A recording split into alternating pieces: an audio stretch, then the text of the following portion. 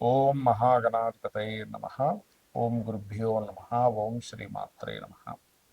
అరుణాం కరుణాతరంగితాక్షీం ధృతపాశాంకుశపుష్పబాణచాపాం అనిమాదిభిరావృతాం మయూకైః అహమిత్యేవ విభావయే భవానీ. శ్రీమాత్రే నమః.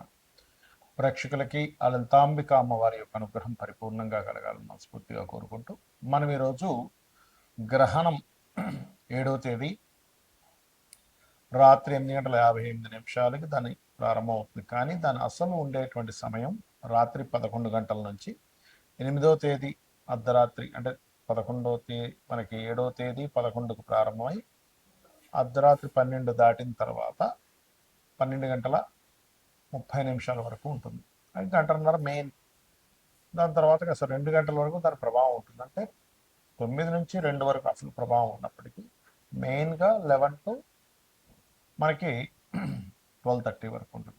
ఈ సమయంలో అసలు ఏం చేయాలి, ఏ రాశి వారికి దీని యొక్క ప్రభావం ఉంటుంది, దాన ధర్మాలు ఏం చేసుకోవాలి, అసలు గ్రహణాన్ని ఎలా వినియోగించుకోవాలి అనేటువంటి విషయాలు చెప్తుంది. నేనైనప్పటికీ కూడా చెప్పిస్తుంది సాక్షాత్ లలిత అమ్మవారిగా భావిస్తూ ఒక్కొక్క రాశి గురించి మనం తెలుసుకుంటాం. మిథునం వారికి ముఖ్యంగా ఏంటంటే ధనాధిపతి అయిన చంద్రుడు భాగ్యస్థానంలో గ్రహణం పడుతోంది. కాబట్టి ఇది పెద్ద మొత్తంలో ఎవరికైనా మీరు మనీ ట్రాన్స్ఫర్ చేసేటువంటి అంశాలలో, లేదా మీరు లాంగ్ జర్నీ చేసేటువంటి అంశాల్లో, ఆన్లైన్లో కొంతమంది హైయర్ ఎడ్యుకేషన్స్ కోసం కొన్ని సంబంధించినటువంటి గుప్తంగా ఉండే విద్యలు నేర్చుకోవడం కోసం మనీ పే చేస్తూ ఉంటారు. అటువంటి విషయాల్లో మోసపోయేటువంటి ఛాన్సెస్ ఎక్కువగా ఉన్నాయి. మరియు ఒక జలానికి సంబంధించినటువంటి చంద్రుడు ఇంకొక అర్ధజల రాశిలో ఉంటున్నాడు. కాబట్టి లాంగ్ జర్నీస్ వెళ్ళి, అందులో ముఖ్యంగా వాటర్ జర్నీ చేసేటప్పుడు అది ప్రధానంగా జాగ్రత్త పడాలి, గుర్తుపెట్టుకోండి. అదేవిధంగా మరొక విషయం ఏంటంటే ఈ 9వ స్థానం అనేటువంటి తండ్రి స్థానంగా కూడా చెప్తూ ఉంటారు. తండ్రి గారికి ఏమాత్రం చిన్న అనారోగ్యంగా అనిపించినా ఆ యొక్క విషయంలో అంటే కొంచెం నెగ్లిజెన్సీ చేయకుండా జాగ్రత్తగా ఉండండి. మరి దీనికి ఏమిటండి పరిహారము ఏమిటి అంటే, మీ యొక్క తండ్రి గారిని గ్రహణ సమయంలో దుర్గాదేవి మంత్రం చేసుకోమనడం మంచిది. మీ తండ్రి గారిని మరియు అదేవిధంగా మీ యొక్క సంతానానికి కూడా, మిథునం వారికి. అలాగే మరొక విషయం ఏంటంటే, ఇక్కడ ఈ యొక్క గ్రహణ ప్రభావం లో మీరు ఎటువంటి మంత్రం చేసుకుంటే మంచిది. మీకు పంచమాధిపతి శుక్రుడు అవుతున్నాడు. కాబట్టి ఈ యొక్క శుక్రుడు ఉన్నటువంటి స్థితిగతులు అవి చూసుకున్నట్లయితే ప్రస్తుతం ఉన్నటువంటి గ్రహస్థితి రీత్యా ఈ 2వ స్థానంలో ఉండడం వల్ల ఒక రకంగా ఎంత లక్ష్మీదేవి యొక్క అష్టోత్తరాలు లేదా లక్ష్మీదేవి మంత్రం ఏదైనా మీకు ఉన్నట్లయితే ఆ మంత్రం తీసుకోవడము, మరియు అదేవిధంగా మీరు ఏదైతే లక్ష్మీ అష్టోత్తరం ఉంటుందో, లేదా ఓం సంపత్కరీ సమారూఢ సింధుర వ్రజసేవితాయ నమః అనే మంత్రం చేసుకుంటారు, మీకు ధనపరంగా ఇబ్బంది రాకుండా ఉంటుంది ఆ గ్రహణ సమయంలో చేయడం మూలంగా.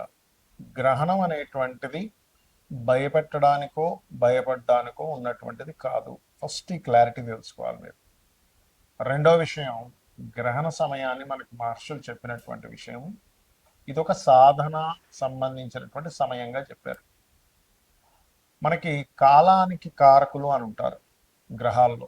రవి ఏ ఋతువు, ఏ ఆయము, అదేవిధంగా ఏ మాసం అని చెప్పేది రవి. కాబట్టి మనకి ఏ నెల నడుస్తుందని రవి ద్వారా తెలుస్తుంది. చంద్రుడు తిథులను చెప్తాడు, తిథి నక్షత్రాలు ఇవన్నీ చెప్తాడు. ఈ రెండు ఉన్నటువంటి డిస్టెన్స్ని బట్టి యోగం ఇవన్నీ కూడా ఏర్పడతాయి. అంటే ఏమిటి, మనకి సమయాన్ని తెలిపేటువంటి రవిచంద్రులు, దాంతోపాటు కాలానికి మోక్షానికి కారకులు, మరొక సమయానికి కారకులు అంటే రాహుకేతులు. వీళ్ళు నలుగురు కూడా ఒకే అలైన్లోకి వస్తారు 180 డిగ్రీస్లోకి ఎగ్జాక్ట్లీగా. అలా 180 డిగ్రీల్లోకి అంటే ఇప్పుడు మనకి చంద్రుడు రాహు ఏమో కుంభరాశిలోని, రవికేతువులేమో సింహరాశిలో ఉంటున్నారు ఈ చంద్రగ్రహణం సమయంలో. అలా ఒకే లైన్లో సమయం ఒక దీనిలోకి వచ్చినప్పుడు మీరు చేసేటువంటి జప సంబంధించినటువంటివి ఏవైతే ఉంటాయో, ఒక సంవత్సరం పాటు ఉదాహరణకి గణపతిదో లేకపోతే అమ్మవారిదేదో మీరు జపం చేశారు, ఒక 2-3 లక్షలు జపం చేశారు అనుకోండి. ఆ రోజు 11 నుంచి 9 గంటలకు కూడా కూర్చోవచ్చు, కూర్చోకూడదు అని కాదు, కానీ 11 నుంచి 12:30 మధ్యలో చేసేటువంటి జపం ఏదైతే ఉంటుందో పునశ్చరణ ఫలితం వస్తుంది అని చెప్తారు. అంటే ఆ సమయంలో మీరు చేసేటువంటిది ఆ 3 లక్షలు చేసిన ఫలితం కూడా వచ్చేస్తుంది. లేదా మీ జీవితంలో ఒక 20 లక్షలు చేశారు ఏదైనా జపం, ఆ 20 లక్షలు చేసిన ఫలితం వస్తుంది. దీనివల్ల ఏమిటంటే లాభము అనిపించవచ్చు. మనకి జాతక చక్రంలో ఉన్నటువంటి దోషాలు మనం కొద్ది దాంట్లోనే అనుభవించి పక్కకు పోవాలన్నా, మనకి ఏదైనా ఒక నెగటివ్ ఎనర్జీ మనల్ని పీడించకుండా ఉండాలని, ఇవాళ రేపు మనం చూస్తుంటాం చూడండి, ఈ బ్లాక్ మ్యాజిక్స్ అని, ఏదో గాలి తగిలిందని, లేకపోతే ఇంకోరు ఏదో చేయించారని, ఇట్లాంటి మనం వింటూ ఉంటాం. అవి పోగొట్టుకోవాలంటే మనం రకరకాల వాటికి ఖర్చు పెట్టేసి చాలా ఇబ్బంది పడుతూ ఉంటాం. అలా కాకుండా మీకు మీరే ప్రొటెక్టివ్గా ఉండడానికి ఒక మంత్రం తీసుకొని, ఇప్పుడు ఇందులో కూడా అందరికీ మంత్రోపదేశం కానివ్వండి అలా ఉండదు. అలాంటప్పుడు లలిత సహస్రనామాలు వినొచ్చు. లేదు పర్టికులర్గా ఫలానా నాకు జాబ్ బాగాలేదు, ఓం మాణిక్య మకుటాకార జానుద్వై విరాజితాయ నమ. లేదంటే ఫైనాన్షియల్ ఇబ్బందులు ఉన్నాయి, ఓం సంపత్కరీ సమారుహుడ సిద్ధుర బ్రజ సేవితాయ నమ. అప్పులున్నాయి, ఓం అపర్ణాయ నమ. లేదంటే నాకు హ్యాపీనెస్ లేదు, ఓం ఇంద్రగోప విక్షిప్త స్మరతూనా భజంగికాయ నమ.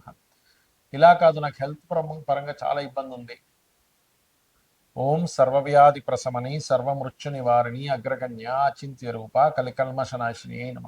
ఇలాగా ఒక్కొక్క దానికి చేసుకుంటూ ఉండొచ్చు. కొంతమందికి భయం ఉంటుంది, ప్రతిదీ నాకు భయం వేస్తుందండి, ఏం చేయాలో అర్థం కావట్లేదు అని అన్నప్పుడు చక్కగా, అంటే మన మానసికంగా ఎక్కువ ఇబ్బంది ఉంది, మానసికంగా ఎక్కువ భయపడుతున్నాము అన్నప్పుడు వాళ్ళు ఓం మనస్విని అయి నమ. లేదు ప్రతిదీ ఆటంకం అవుతుంది అన్నప్పుడు ఓం అష్టమి చంద్ర విభ్రాజ అలికస్థల శోభితాయ నమ అనే మంత్రాన్ని చేసుకోవచ్చు. అయితే ఇలా అయినా చేసుకోవచ్చు, ఓవరాల్గా మీరు లలిత సహస్రనామాలు చేసుకోవచ్చు, లేదు మీరు విష్ణు భక్తులైతే విష్ణు సహస్రనామాలు చేసుకోవచ్చు. అయితే ఎవరికైతే గ్రహణ ప్రభావం ఉందో వారు ముఖ్యంగా ఈ 5 రాశుల వారికి ఎక్కువగా ఉంటుంది. ఎవరెవరికి కుంభరాశిలో పడుతుంది కాబట్టి కుంభము, మిథునము, తుల, మీనము, మకరం.